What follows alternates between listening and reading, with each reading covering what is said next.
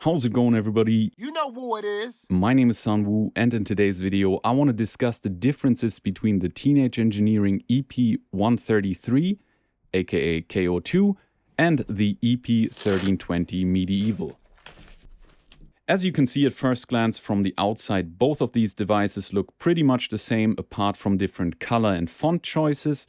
And even on the inside, they are very similar. So no matter which one you decide on, they can do pretty much the same thing.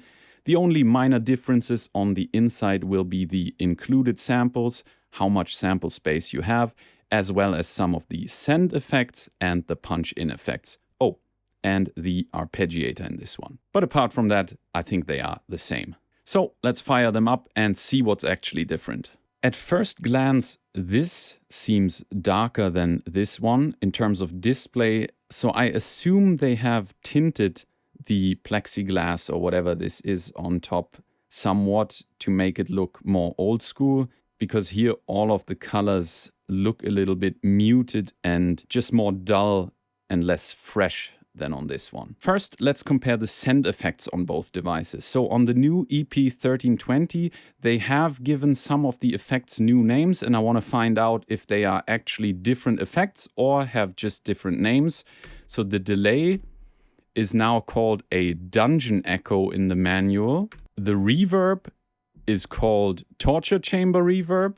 The chorus effect is called ensemble effect. And then finally we have the dimension effect, of which I don't think any equivalent was present in the KO2. So we're going to check that out too. So first, let's go to the delay/echo.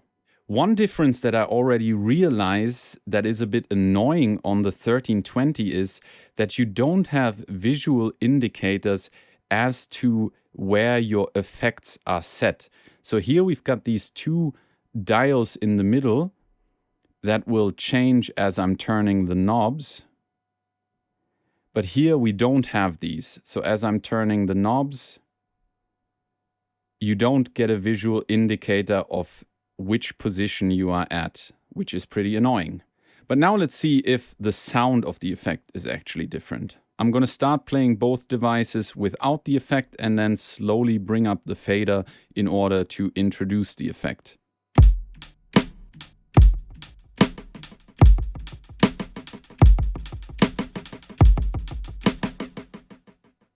All right, now let's check this one out.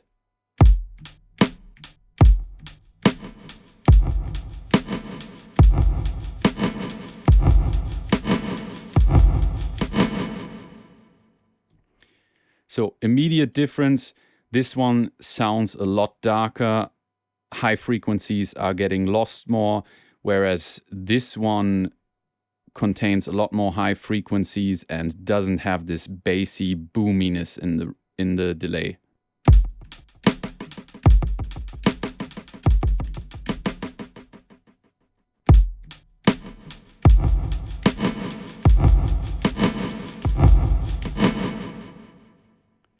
And I've tried my best to set them to the same value, so both of them in the middle.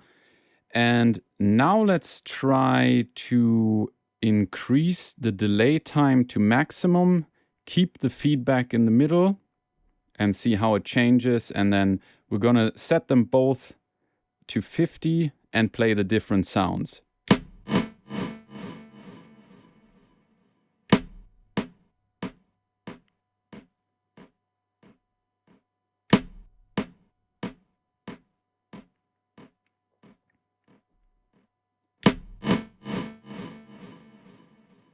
I don't know exactly what is going on, but it sounds like the transient is completely getting lost on this one. So the harsh attack part of the sound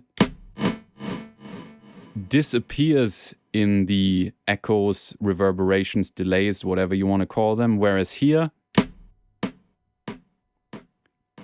each delay repeat has a clear attack.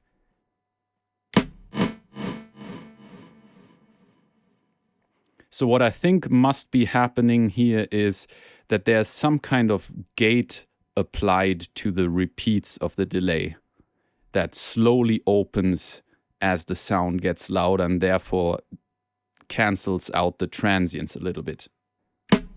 Interesting.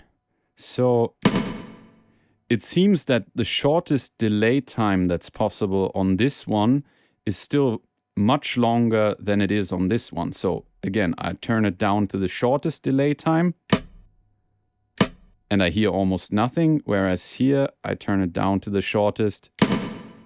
There's still a perceivable delay. Now let's turn it to the longest possible delay time.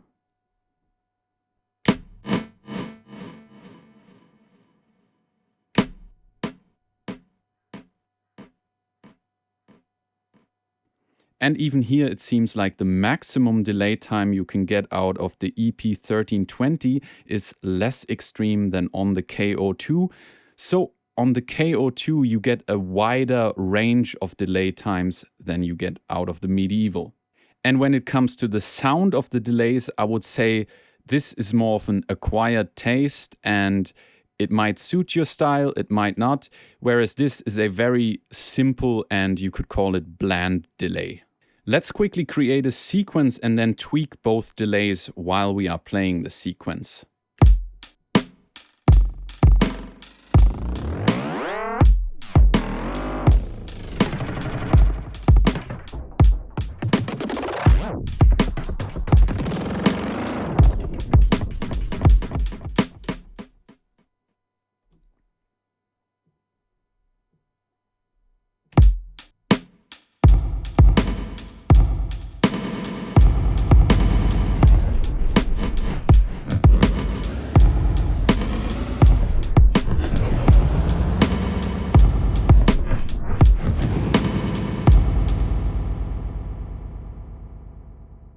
And what I noticed here is that although the KO2's delay is more vanilla if you use it as a set and forget delay, when tweaking the knobs, this delay becomes a lot more interesting because you can almost get these carpless strong kind of sounds. Whereas on this delay, it seems a little more bland because you don't get as many frequencies to play with and all the attack parts of the sounds are gone. Okay, now let's move on to the next effect, which is the reverb and the torture chamber reverb. Let's start playing the sequence again and slowly introduce the reverb.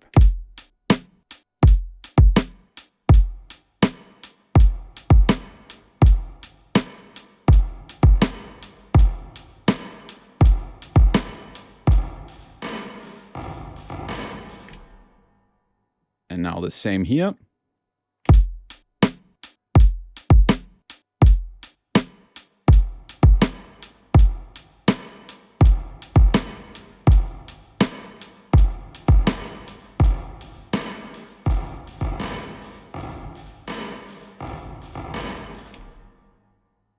Let's listen to this one more time.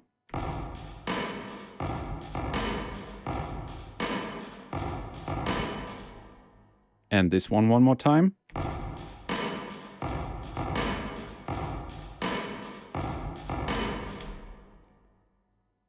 I don't think I can hear a difference between the two right now. Maybe something will change as we are changing the knob positions. Now let's turn the coloring all the way to the right.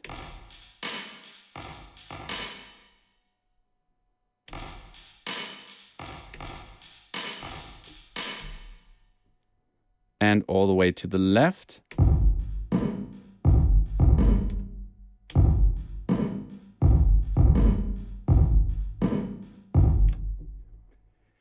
I think the reverb is exactly the same probably. Next effect, chorus and ensemble. Let's start here again. First the sample without the effect. And then the chorus turned up to 50% and both knobs in the middle position. Okay, let's turn this one up to 50. Both knobs here should also be in middle position.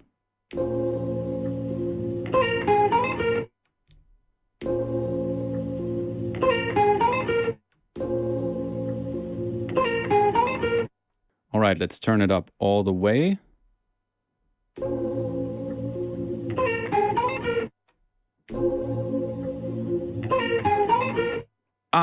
Silly me. So I just noticed that here we've got a speed parameter and this one has a feedback parameter. So that's how the chorus is different. Here we've got feedback, here we've got speed. So let's turn the speed on this one all the way down. And now up.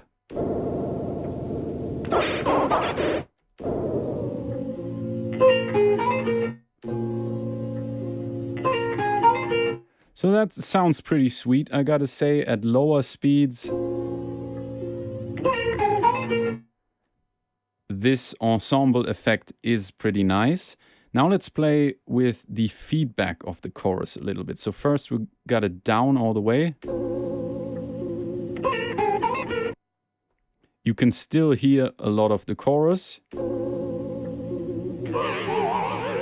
And it does get pretty trippy as you increase it. So now I think the modulation speed on this one matches this one just about, and the modulation depth on both of them is turned up. Now let's check it out.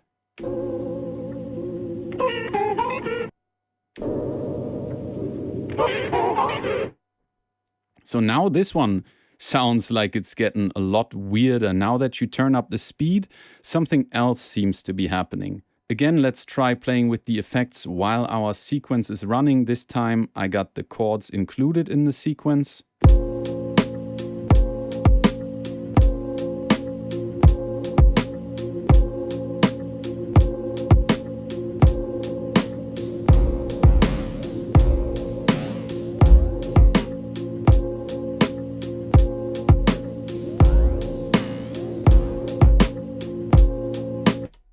And now here.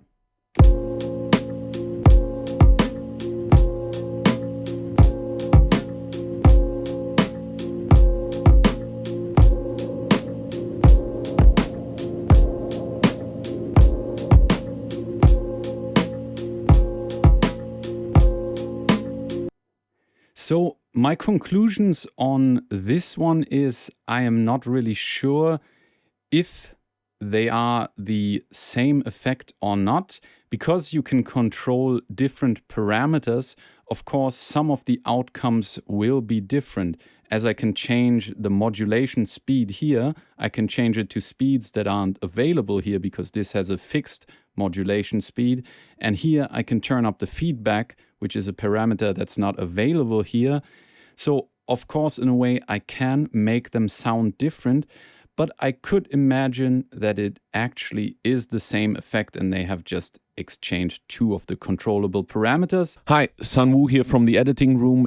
After listening back to these examples, my feeling is that maybe these effects are the same, however, that on the Medieval, the speed parameter also affects the feedback of the chorus. Again, I'm not sure about this. This is just what I think after listening back to these examples. And now let's get back to the video. Finally, we have the dimension effect, which doesn't have an equivalent in the KO2. And this effect is used to turn a mono sound into a stereo sound. And the way I think this is done is by using the Haas effect. And what that means is that I'm still hearing the same sound on the left side that I'm hearing on the right side, but one of the sides is delayed ever so slightly that I don't perceive it as a separate sound, but still the same sound, but they are ever so slightly different that it makes it noticeable and gives us this illusion of it being in stereo. So let's check this out a bit closer. First, without the effect, and now with the effect. And now here we've got the length parameter. And you can hear, as I turn it all the way clockwise, we actually hear the delay that is happening. So the delay time is now long enough to be perceived by us. And as we turn it down, it sounds like it is the same sound. That's how short the delay is now. This parameter is some modulation speed. I mean, you can hear something happening. I think you can hear the modulation parameter much better once I start playing the sequence.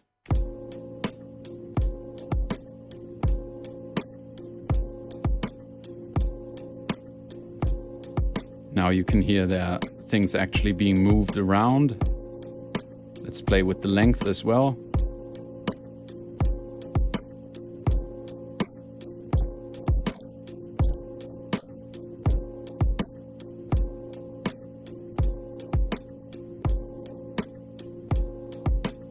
And that's the dimension effect. I don't think this is enough of a reason to buy this device over this device, because I couldn't see myself using it on my whole beat anyway. If they implemented resampling in a future update, which they hopefully will, then I could see myself using this effect. If I've got some mono drums and want to make them sound more interesting, I would use the effect and then resample those drums. But as it is, I don't think I would use it very much. And with that being said, let's take a look at another area where changes have been made, and that is with the punch-in effects, or POCUS as they are called here.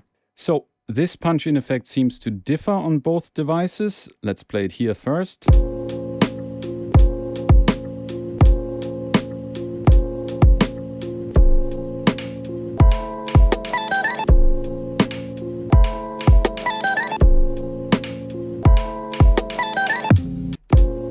And now let's play it here.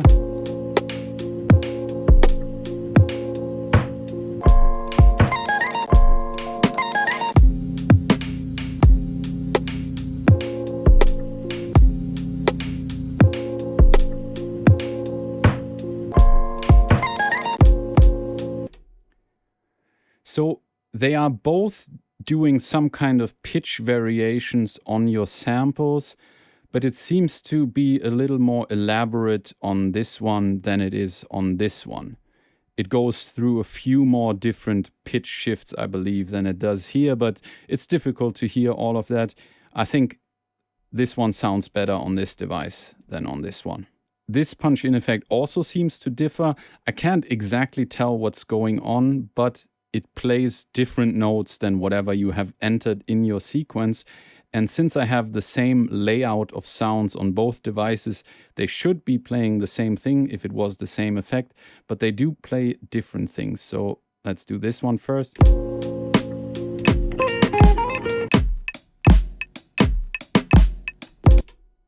And now this one.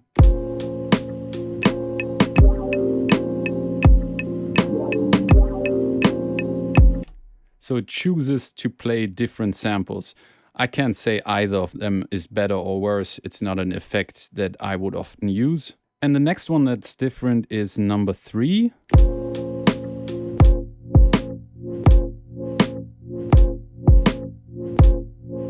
Versus this one.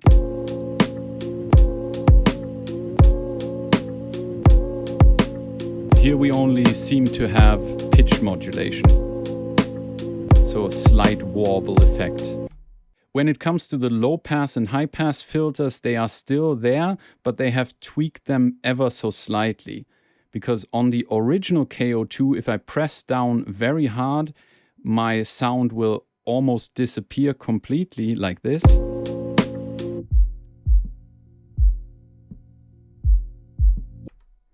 Whereas here, if I press down hard,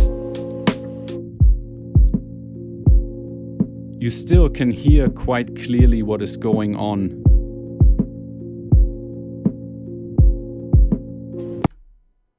Let's check that out on the high pass filter. Almost nothing.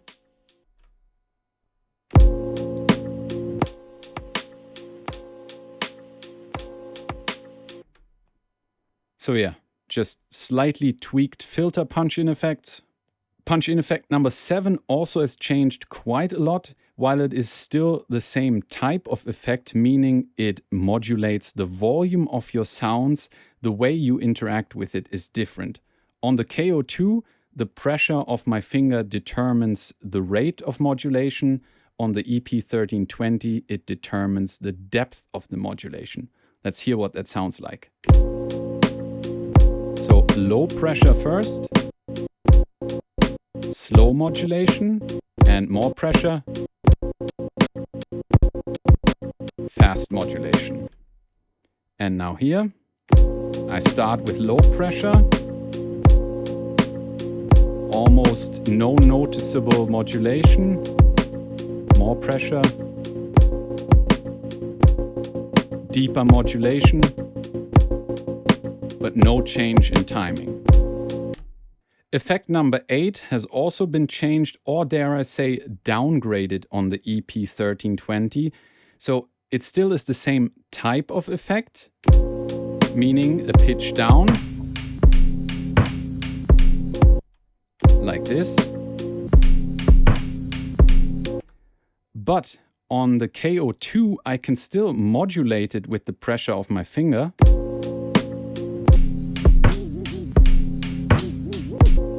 Whereas here, I cannot do that. Nothing happening.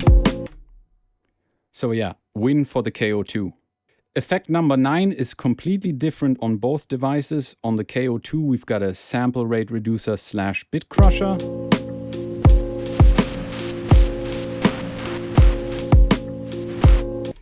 Whereas on the EP-1320, we have an effect that seems to shorten the sounds or reduce the release time. Right now you won't hear anything, but as I increase the pressure of my finger,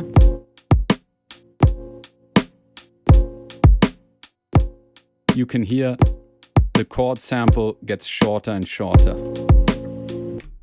And again, I'd much rather have this effect than this effect, so again, that's a point for the KO2.